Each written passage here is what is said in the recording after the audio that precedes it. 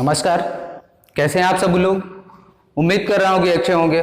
ठीक है, भौतिक विज्ञान द्वितीय पार्ट का जो है पहला पार्ट चल रहा था, उसका दूसरा पार्ट जो है आज पढ़ाया जा रहा है। ठीक, तो इससे पहले तक आप लोग प्रत्यास्थता पढ़ चुके थे। ठीक, प्रत्यास्थ वस्तुएं क्या होती हैं, अप्रत्यास्थ वस्तुएं क्या होती हैं, ये सारी चीजें आप पढ़ चुके थे। ठीक है, तो अब हम इसके आगे का टॉपिक लेकर चलते हैं। ठीक, इसके बाद हमें पढ़ना है प्रतिबल।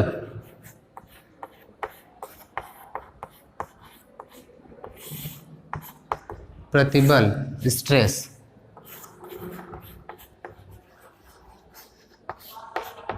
स्ट्रेस या प्रतिबल, प्रतिबल का मतलब क्या हुआ? तनाव। ठीक है, देखिए बल के बारे में आपने पहले ही पढ़ा है। बल आपको पता है किसी वस्तु के किसी जो क्या करता है, किसी वस्तु को किसी दिशा में विस्थापित कर देता है या विस्थापित करने का प्रयत्न करता है, तो उसे क्या बोलते हैं? बल। ठीक है, अब मान लीजिए यहां पे कोई वस्तु है जो एक दृढ़ आधार से लटकाई गई है, एक लंबी वस्तु है, एक प्रत्यास्थ वस्तु है। प्रत्यास्थ या अप्रत्यास्थ कुछ भी हो सकती है। ठीक है, ये कोई वस्तु है, लंबी छड़ है, ये एक लंबी छड़ है जो एक दृढ़ आधार से लटकाई गई है।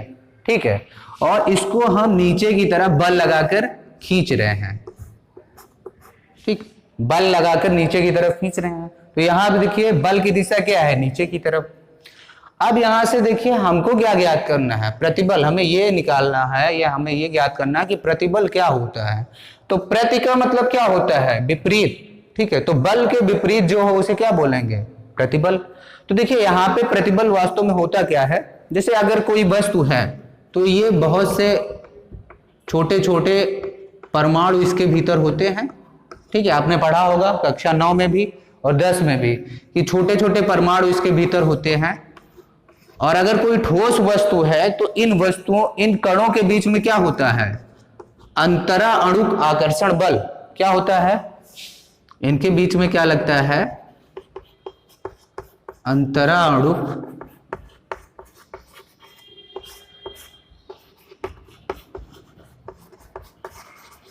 आकर्षण बल। ठीक, ये अंतराणुक आकर्षण बल क्या करता है? कणों को आपस में बांध कर रखता है, जिसके कारण इसके आकृति और आकार में परिवर्तन नहीं होता है। आपने पढ़ा होगा कि सबसे ज्यादा अंतराणुक बल ठोस पदार्थ के परमाणुओं में होता है, उसके बाद द्रव में होता है, और सबसे कम किसमें होता है? गैस में। गैस में सबसे कम होता है, इसलिए वो एक स्थान से दूसरे स्थान पर गति करते रहते हैं, जिसके कारण उनकी आकृति और आकार निश्चित नहीं होता है। तो यहां से अगर आप देखेंगे तो ये अणु जो है एक दूसरे को अपनी तरफ खींचे रहते हैं, अपनी तरफ खींचे रहते हैं। वो किस कारण? अंतराणुक बल के कारण। आप देखिए जब आप इस वस्तु पर नीचे की तरफ बल लगाकर खींचेंगे, तो बल लगाकर खींचेंगे तो क्या होगा भाई? ये इसकी लंबाई में वृद्धि होगी। लंबाई में वृद्धि कैसे होगी? ये जो परमाणु हैं वो विस्थापित होकर नीचे की तरफ आएंगे, विस्थापित होकर नीचे की तरफ आना चाहेंगे, तो ये विस्थापित होंगे। मान लीजिए वस्तु की लंबाई में इतनी वृद्धि हो गई, तो क्या वृद्धि में हुआ क्या होगा भाई? कुछ अणु क्या होंगे? अपने स्थान को छोड़ करके यहां पे आ गए होंगे। बात समझ में आई? लेकिन जिन अणुओं के संपर्क में ये थे वो क्या कर रहे होंगे? इनको अपनी तरफ फिर से खींच रहे होंगे। ठीक है भाई, मान लीजिए ये अणु पहले दोनों यहां पे इतनी दूरी पर थे, मान लीजिए दो अणु हैं वो इतनी दूरी पर है, इनके बीच अंतराणुक आकर्षण बल लग रहा है। अब इस पर बल लगा के नीचे की तरफ खींचे जाएगा, तो ये अणु क्या करेगा? नीचे की तरफ आएगा।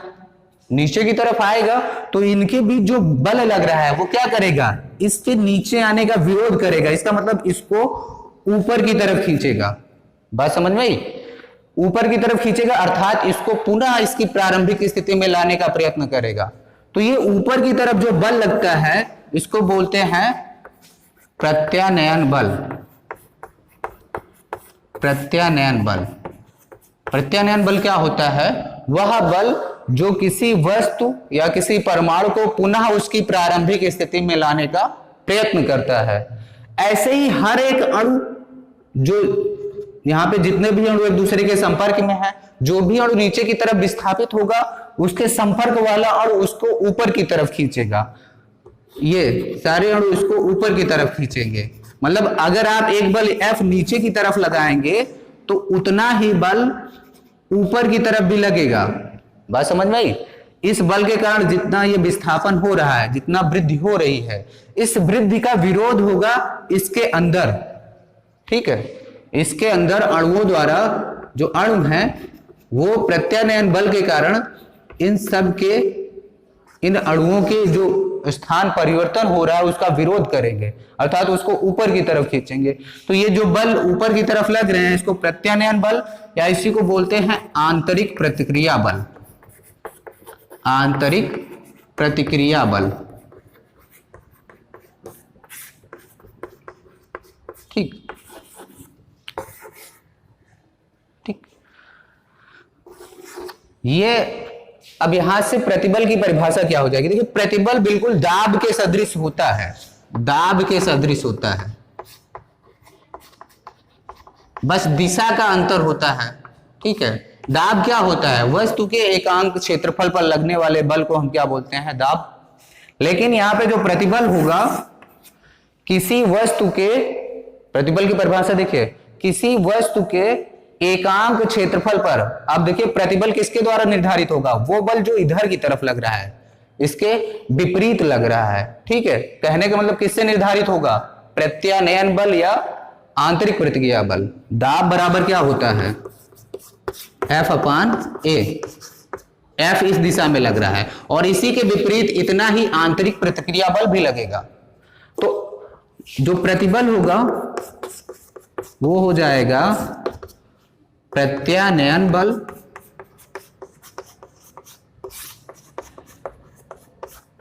अपान क्षेत्रफल। बात समझ में आई?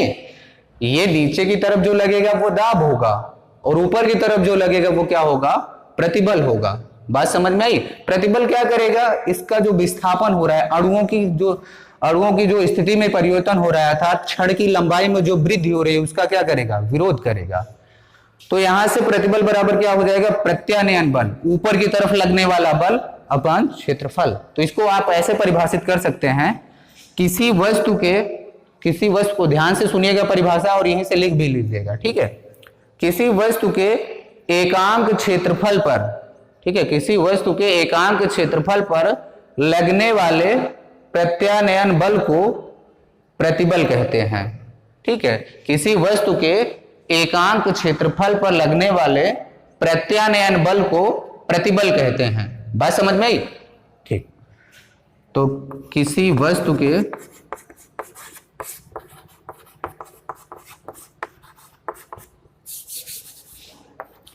एकांक क्षेत्रफल पर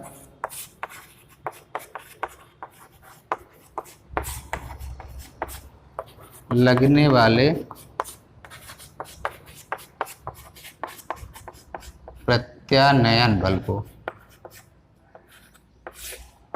प्रत्यानयन बल को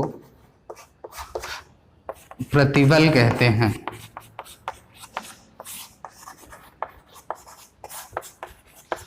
तो ये हो गई प्रतिबल की परिभाषा। ठीक है, किसी वस्तु के एकांक क्षेत्रफल पर लगने वाले प्रत्यानयन बल को प्रतिबल कहते हैं। तो बात समझ में आई? दाब और प्रतिबल में डिफरेंस क्या होगा? दोनों का मात्रक एक ही होगा। अब देखिए मात्रक देख लेते हैं। इसका मात्रक क्या होता है भाई? न्यूटन प्रति मीटर स्क्वायर, है ना? इसी को हम क्या बोलते हैं? पास्कल। इसका भी मात्रक क्या हो जाएगा? देखिए प्रत्यानयन बल है तो बल ही ना, तो बल का मात्रक क्या होगा? न्यूटन प्रति मीटर स्क्वायर। न्यूटन प्रति मीटर स्क्वायर को क्या बोलते हैं? पास्कल। तो इसका मात्रक क्या हो जाएगा? मात्रक इसका क्या हो जाएगा? पास्कल या न्यूटन प्रति मीटर स्क्वायर। पास्कल या न्यूटन प्रति मीटर स्क्वायर। बस समझ में? ये हो गया। ठीक, प्रतिबल। अब उसके बाद हमें जो देखना है विकृति।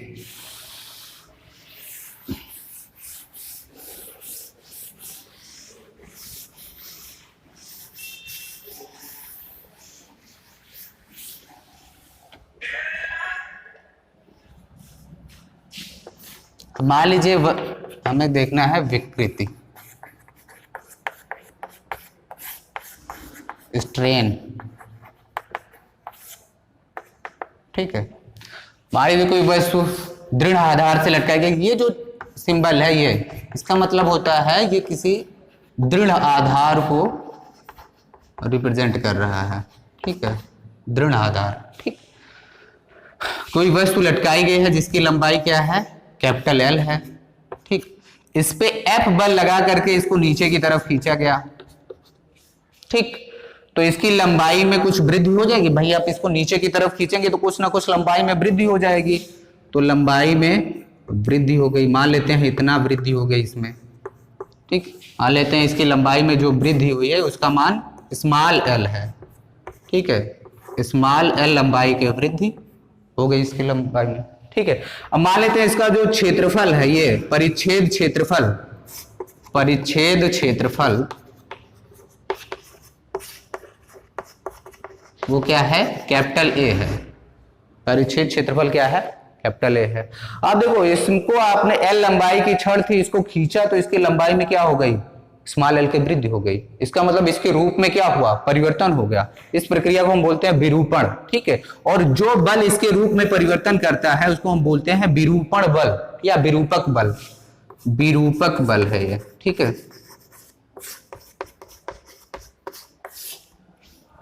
ठीक है, तो विकृति क्या होती है, किसी वस्तु की लंबाई में वृद्धि या आकार में परिवर्तन बटे प्रारंभिक आकार। विकृति बराबर क्या हो जाएगा, आकार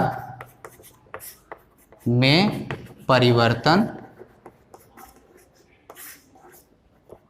अपान प्रारंभिक आकार। देखिए अभी विकृति कई प्रकार की होती है, 3 प्रकार की विकृतियां होती हैं, अभी आप सामान्य रूप से पढ़ लीजिए, आगे हम बताएंगे, ठीक है। अब चूंकि देखिए यहां पे कोई भी वस्तु क्या है, इसकी लंबाई अधिक है, ठीक है, और इसको लंबाई के अनुदिश ही खींचा जा रहा है तो इसकी लंबाई में ही वृद्धि होगी ना। तो इस क्षण के लिए आप लंबाई को, विकृति को कैसे परिभाषित कर सकते हैं, इसके लिए जो विकृति हो जाएगी, वस्तु की लंबाई में वृद्धि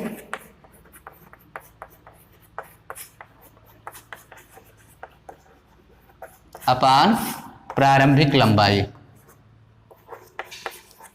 या इसको ऐसे लिख सकते हैं, लंबाई में वृद्धि कितनी हुई है, स्मॉल एल अपान कैपिटल एल, ये विकृति हो जाएगी,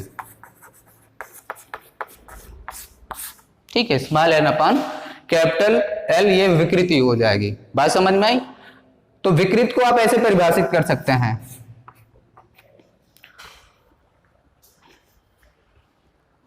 ठीक।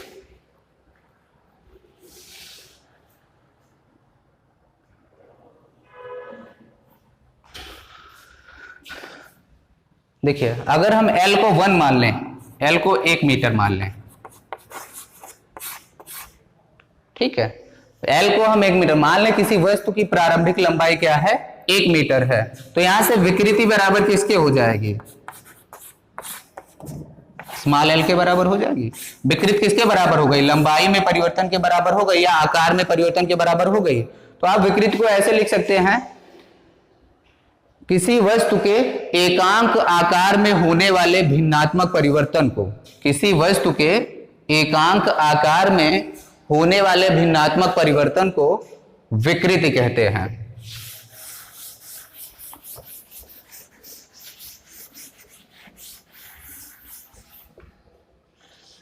किसी वस्तु के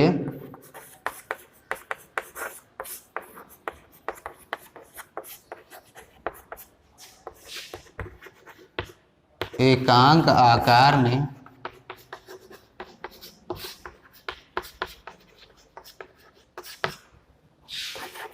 होने वाले भिन्नात्मक परिवर्तन को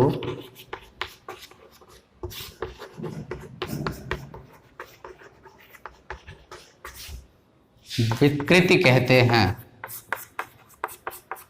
बात समझ में आई। अच्छा, इसका मात्र विकृति अभी आपने देखा, विकृति बराबर क्या होता है, लंबाई में परिवर्तन स्मॉल एल अपान कैपिटल एल, लंबाई में परिवर्तन अपान प्रारंभिक लंबाई। ठीक, तो देखिए इसका मात्रक क्या हो जाएगा, मात्रक देखिए लंबाई का मात्रक क्या होता है मीटर, और इसका मात्रक क्या होता है मीटर। ये भी लंबाई है, लंबाई में वृद्धि भी मीटर में ही होगी ना। अगर किसी वस्तु की लंबाई का मात्रक मीटर है तो लंबाई में वृद्धि का मात्रक भी मीटर होगा। तो लंबाई में वृद्धि का मात्रक मीटर और इसका भी मात्रक मीटर, तो ये दोनों कट गए, तो इसका कोई मात्रक बचा नहीं ना।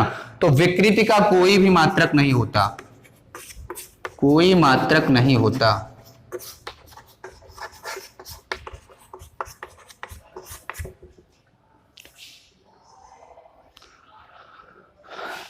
ठीक, तो ये हो गया प्रतिबल। आज आपने पढ़ा प्रतिबल और विकृति। ठीक है, नोट्स आपको उपलब्ध करवा दिया जाएगा। ठीक है, ये दोनों चीजें आपको लिखनी है, तो अभी आपको फोटो के रूप में वो चीजें मिल जाएंगी या पीडीएफ आपको दे दी जाएगी, आपको वहां से नोट्स बना लेना है। ठीक, तो ये दोनों चीजें आप समझ लीजिएगा और रिवाइज करते रहिए जो चीज भी पढ़ाई जा रही है। ठीक है, अगली क्लास में मिलते हैं, फिर आगे के टॉपिक डिस्कस करेंगे। ठीक, नमस्कार।